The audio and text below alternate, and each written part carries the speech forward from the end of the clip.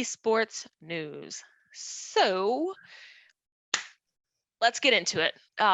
Let's start the esports news with some healthy boundary setting. CDL Okay. Pro of the London Royal Ravens, Gizmo, announced he will be taking a 2-week leave to return home for personal reasons, tweeting, "London has been 10 out of 10 to me, and I appreciate them so much for allowing me to go home." It's been heard that from a family member that a family member has been diagnosed with cancer.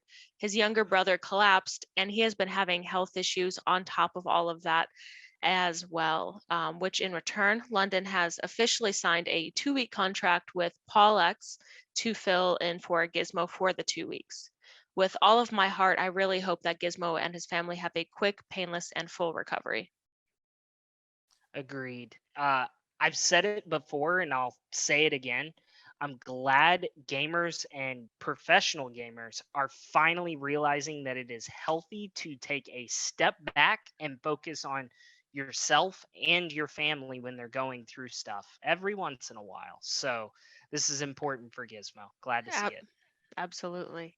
As Super Smash Bros. Fans know, the tours have been strongly missed for 2 years now. Well, great news. The ultimate proving ground for competitive Super Smash Bros. Is back.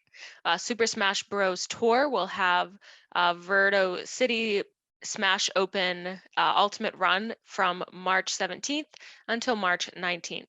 Ultra Hard Ultimate Melee will run April 1st to 3rd, and Pound 2022 Ultimate and Melee will run April 22nd to the 24th. With a prize pool of $250,000, I am stoked to see that this is back. I'm so glad to see Smash is back. This one is a huge step for esports, like for real. One Team, a one-of-a-kind solution for helping athletes maximize the value of their name, image, and likeness rights, has just announced, and I just messed that all up. We're gonna check that out. What is likeness? Yeah, Lycan likeness. is a werewolf? Oh, Yeah, it I think that's helps what it their is. image and their werewolf rights. Got it. All right, three, Rights for all werewolves. one. One Team, a one-of-a-kind solution for helping athletes maximize the value of their name, image, and likeness rights, has just announced an unprecedented partnership with League of Legends Championship Series Players Association, or LCSPA, with a multiplayer partnership. One Team will work to manage all 100 players in the LCS and Academy, improving the player rights and market them to the public. LCSPA is One Team's first partnership in the esport world. Wow. Players are finally seeing a return from being at the top of their game. This is only going to help the league and its players grow together, and it'll keep players engaged in the league for a longer time. So glad to see this. Yeah. Time for the rapid fire for esports news. Apex's ALGS is officially back. Cerberus will be briefing on those matches later in the show. No European EMEA announced as of yet. Last week, Cerberus was saying Paris is doing pretty well since picking up Gravity. All they need now is Jimbo. Well, Jimbo is officially signed to Paris as well. We will have a little bit of the stats on how he is performing later. There will be no live fans for VCT Masters Tournament. VCT Sentinels ex-coach Ruckus was released on February 26th following the expiration of his loan. According to two sources, Sentinels are trying out coaches like Overwatch player iRemix. COD Mobile World Championship has returned in 2022 with a $2 million prize pool set to kick off March 31st. AimLab is an official training sponsor with CDL. Lastly, following last week's CDL tournament, legendary CDL pro Scump has won 30 events and is the first Call of Duty pro to win on 10 different Call of Duties. I absolutely love Scump, and I'm so happy to see his success still continuing. Scump has been at the top of the pro scene for years now. So it's good to see him still performing at the top of his game so long into the league. So glad to see this. But we'll get more into CDL later. But up next, we got the fam Ham telling us what's up with gaming news from this past week. Ham, gaming news. Alrighty, Ham, let's just go ahead and jump into gaming news. This one makes me pretty mad, dude. On February 22nd, Texas Governor Greg Abbott, a disgusting excuse of a human being, issued an order for Child Protective Services to be called on families with transgender children for child abuse, asking all Texans to report quote unquote child abuse. Well, 65 companies are in retaliation, like EA Games, Microsoft, and Gearbox, who all signed a letter organized by the LGBTQ plus organization under the Human Rights Campaign to abandon the anti-LGBTQ plus efforts. With 32% of game developers identifying as something other than straight, I absolutely love to see these pro-LGBTQ plus businesses, especially ones as big as that, taking action. This is quite the battle going on in Texas right now. Just know LGBTQ plus organizations and community, we have your back, and we are going to do all we can to support you here at LockInToEsports. Agreed. And I hate inequality of any kind. And this is just absolutely abhorrent and disgusting. As I've said for a while now, if it doesn't affect your life, why do you care? We're all just humans trying to live for the best we can for our time we have here on this planet. Can we just all get a grip, those of you out here who are passing these ridiculous laws? And can we just start accepting people for who they are at this point? It's fudging 2022, bro. Well said. More discrimination that needs change now. This one started off last November, where former IT security analyst Emma Mayo sued PlayStation for gender discrimination, where women are treated unfairly, being passed over for promotions and paid less than male counterparts in similar roles. With the court threatening to toss the case due to a lack of specific facts, 8 very brave women have come forward, scared out of their minds to speak up, stating the amount of sexism and sexism is creating such a toxic environment, and it is way too much. And Sony is just not equipped for appropriately handling the toxic environments. Some of the women's stories for the case include letters to HR from a female about gender bias and discrimination against pregnant women, which were dismissed due to HR being a senior male stuck in old ways. 11 women quit in 4 months just in one office due to discrimination. Harrington stated males would also rank the females by their hotness at work and pass around filthy jokes and images of women. Women were also told not to wear skirts because it was distracting the males, and engineers would even share porn and go to strip clubs together during their lunch, which, when you're already facing multiple serious allegations of workplace sexism and objectifications, it doesn't look very good to then go to a strip club during your lunch. Without those allegations, you do you. If you're respectful, you do you. In all honesty, there is so much more to be said with these horrific stories, but for now, we'll end this one here in hopes that the bravery of these women doesn't go unnoticed, and it makes change for women all around, because all they want is nothing more, nothing less than being a respected equal. Once again, equality for all. It's 2022. Why does this still fudging exist? Humans are just humans and shouldn't be treated differently based on any sort of gender, sexual orientation, race, age, ethnicity, so on and so forth. Can the world just get a flipping grip and realize we're all here and just treat each other with freaking respect, man? I mean, come on. Yeah. It's just too hard for most, apparently. I Um, guess. So we can't have gaming news without unfortunately mentioning Activision Blizzard.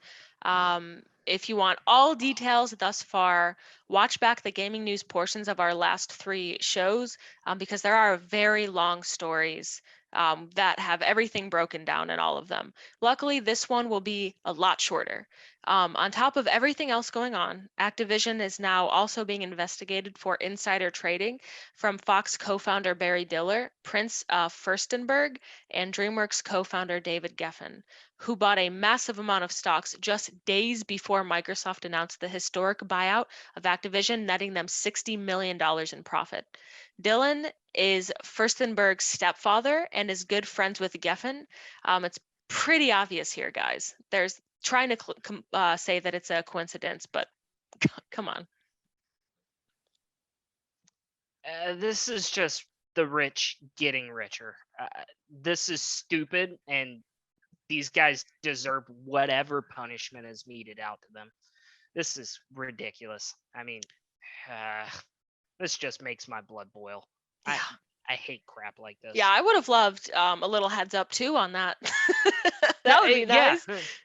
Can I get that heads up, and I'll make a cool Yeah. 30 mil, please? For real. I'm On out here the in the streets struggling, man. Come on. I know. On the contrary to Activision, Xbox is wanting to inspire and support the next generation of female leaders in the gaming industry by means of a novel mentoring program with one-on-one coaching sessions geared towards connecting key leaders in select markets with aspiring talent. I hope with all of my heart that when Microsoft takes over Activision, as long as they don't crumble before then, Microsoft can fire, replace, and fix whatever is left of Activision as a company. Recently, Microsoft has been in the headlines for leading the charge for equality for all. And I love to hear things like this from them. And I really hope that they can keep it up and change Activision once the deal goes through. This is great to see. Yeah, absolutely. Valve just released Steam's 2021 year review, announcing they had a record-breaking 31 million new users last year, outpacing PlayStation and Epic Games stores. Steam had a daily average of 69 million daily users. There were about 31.2 million purchases for the year as a whole. With Steam's game availability and the quality of experience provided, I'm sure this will continue to grow, especially with the Steam Deck releasing, doing better, way better than they expected. I just love Steam. Yeah, I mean, Steam is popular and accessible, so I'm not surprised to see stats like these. Here's a throwback. LimeWire. LimeWire, bro. I feel old. I feel so old.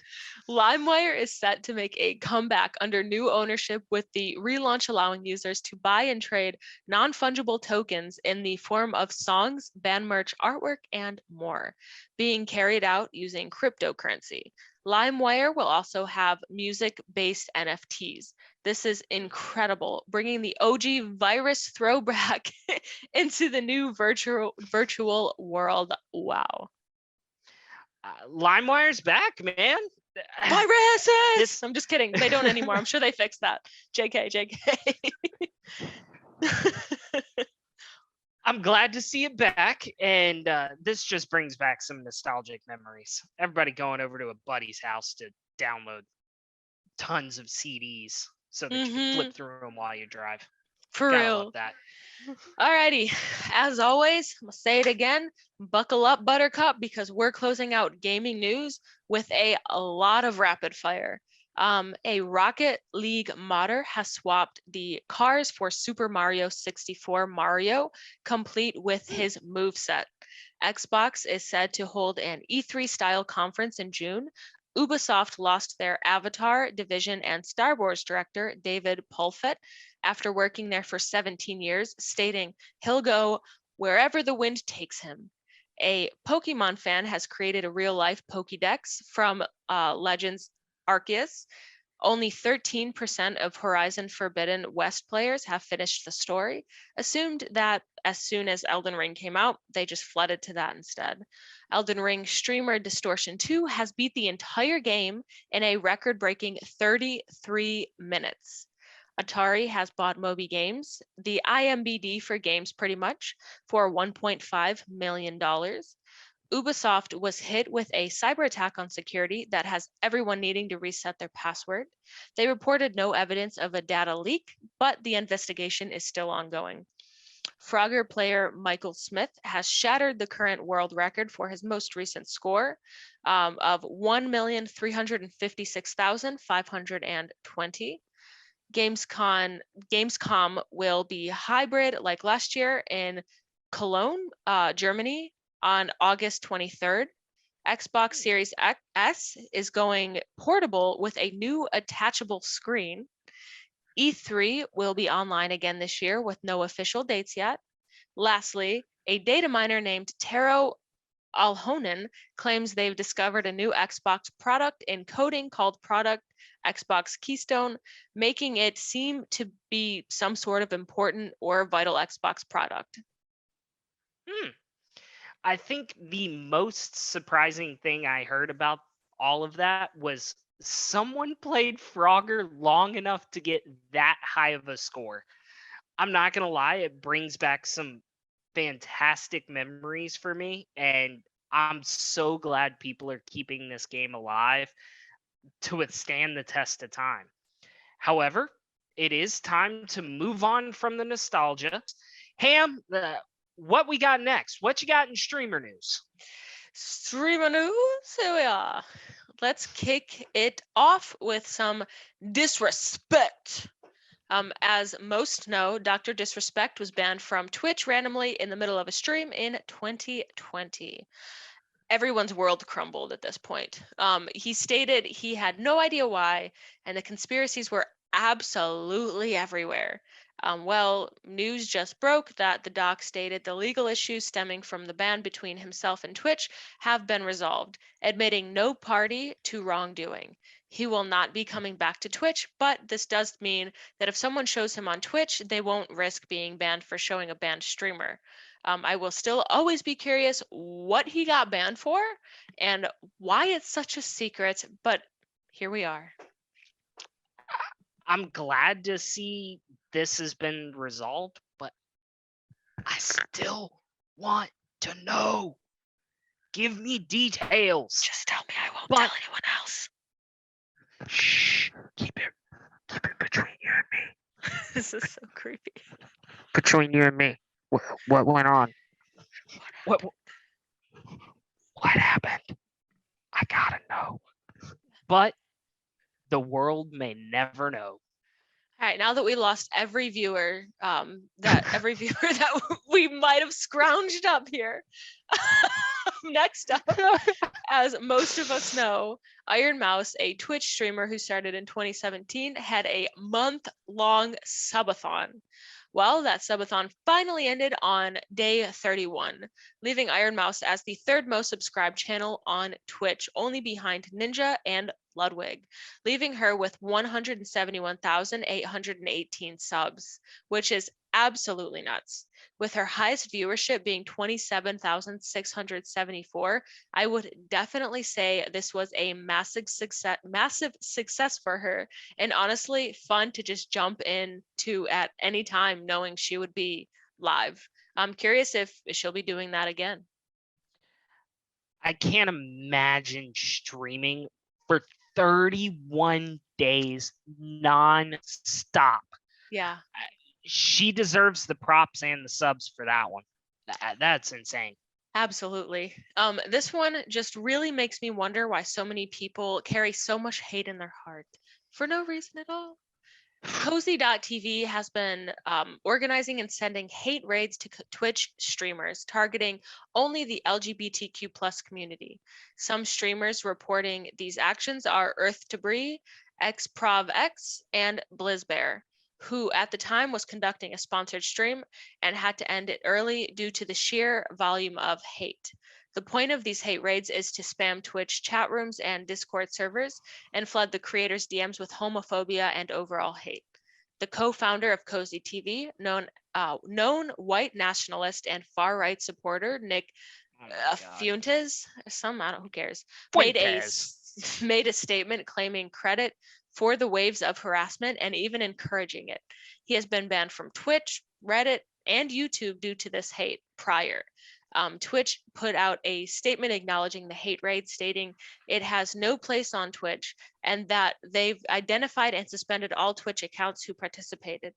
It's pretty easy to create more Twitch accounts. I hope they can upgrade their Siri _bot, who they used prior to rid hate raids with bots, and then they can rig it to use it with real people. I'm glad Twitch reacted so quickly.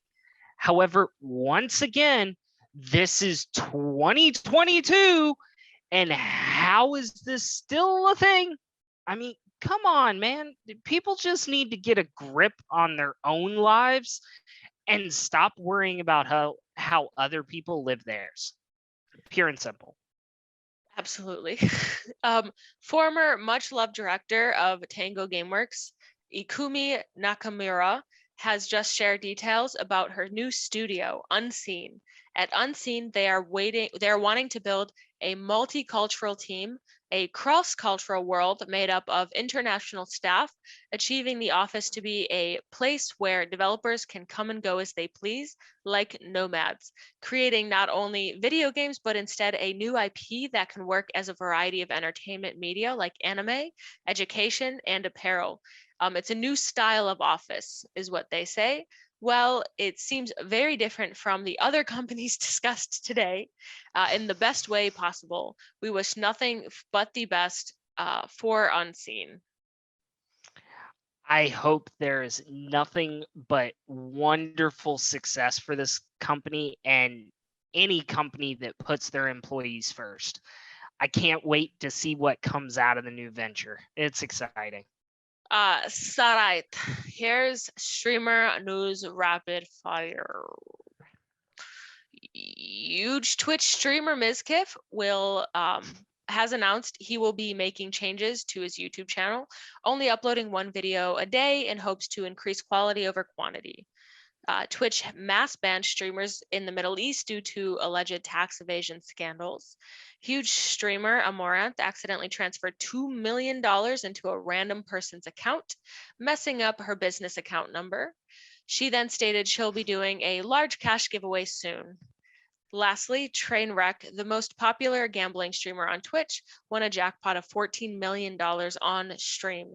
Immediately following that, by letting everyone know the dangers of gambling and that he is still very, very, very deep in the red, even with that massive winning. I'm so glad that Trainwrecks acknowledged this immediately.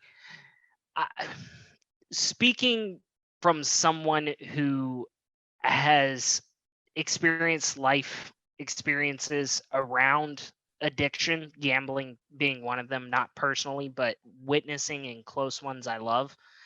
I'm so glad he acknowledged it immediately and he's like, hey, 14 million is appetizing, but I am so deep in the red, it's not even funny. I'm so glad to hear that he addressed it immediately and was like, hey, you may be thinking about trying to do this. Don't.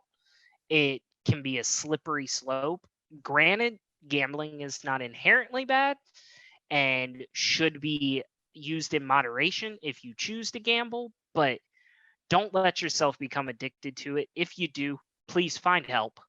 Addiction is a hell of a thing and it's nothing to scoff at. So please, if you struggle with something like this, please get help.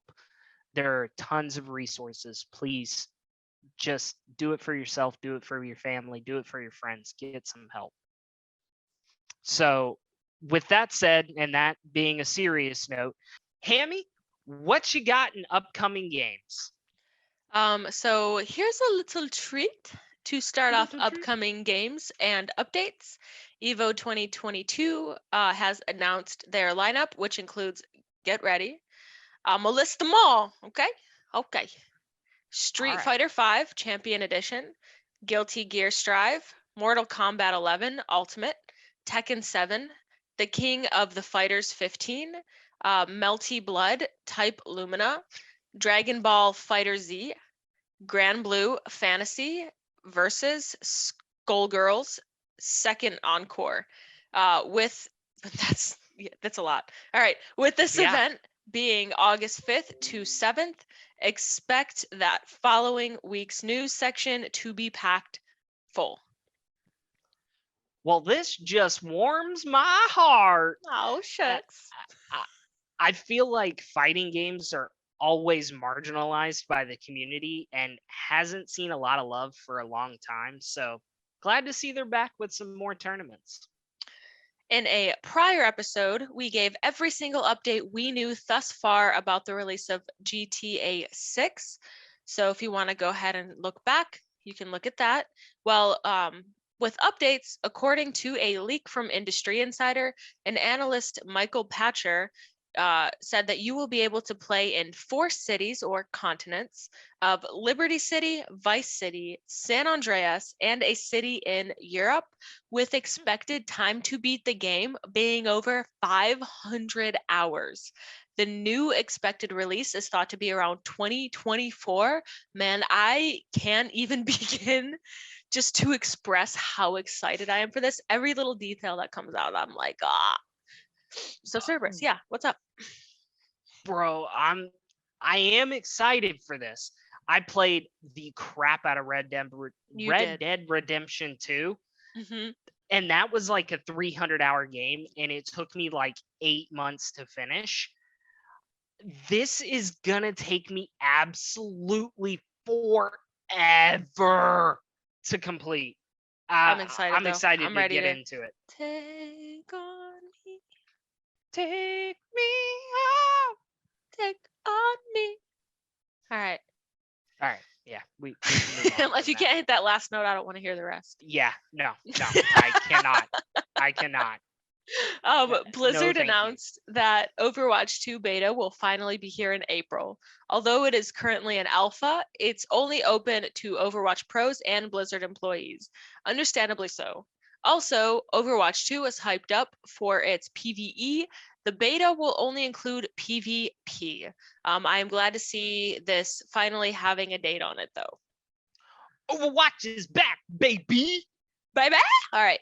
Last bit of news to bite off. We have a large bite of upcoming games and updates with rapid fire. So get your mouths ready for me. So WWE 2K22 is said, on top of MGK being playable, a Logan Paul and Ronda Rousey DLC as well. A job listing has implied that Roblox is on its way to PlayStation. 343 Industries has confirmed that Champion Rank will be added to Halo Infinite. Update from Frontier Studio head David Braben stated all work on Odyssey for console has ceased. Dead Space may be getting a remake, but it's delayed targeting early 2022. With leak that Isaac's dialogue will change depending on his stamina in the remake. Last week, we talked about the new Gotham Knights game with all known detail. If anyone wants to go check that out, well, it's official that it's set to launch in October of this year, with a lot of detail in our prior video. For Honor is finally getting crossplay 5 years after launch. The wildly popular Korean drama show Squid Games could already be in development at Netflix, bringing us a new game. No details yet. Sony revealed JoJo All-Star Battle R arrives later this fall. Annapurna confirms that Stray, a game where you're a stray cat, is still on track for 2022. Evil Dead, launching May 13th, boasts about having a massive game world. Absolute classic favorite, Sly Cooper, love that game, has updated their website with rumors of a sequel on the way. Returnal's Free Ascension update is adding campaign, co-op, and survival on March 22nd. Last week, Sony revealed a bunch of new games coming from Japanese publishers and developers, including a statement that they will be focusing on Hogwarts Legacy. Disney package for Switch is available on Amazon for $20. That includes the absolute classic games of Jungle Book, Aladdin, and The Lion King. Tiny Tina will be cross-play as well. Lastly, you can fight dinosaurs in giant mecha suits in Exoprimal coming in 2023. Interesting. But I have to say, the game I am most excited about is Dead Space, and it's getting a remake. I hope it plays as well the second go around, but I hope it still scares the absolute piss out of me every time I play this game at night, because it is tremendously scary at night. I'm so excited for it.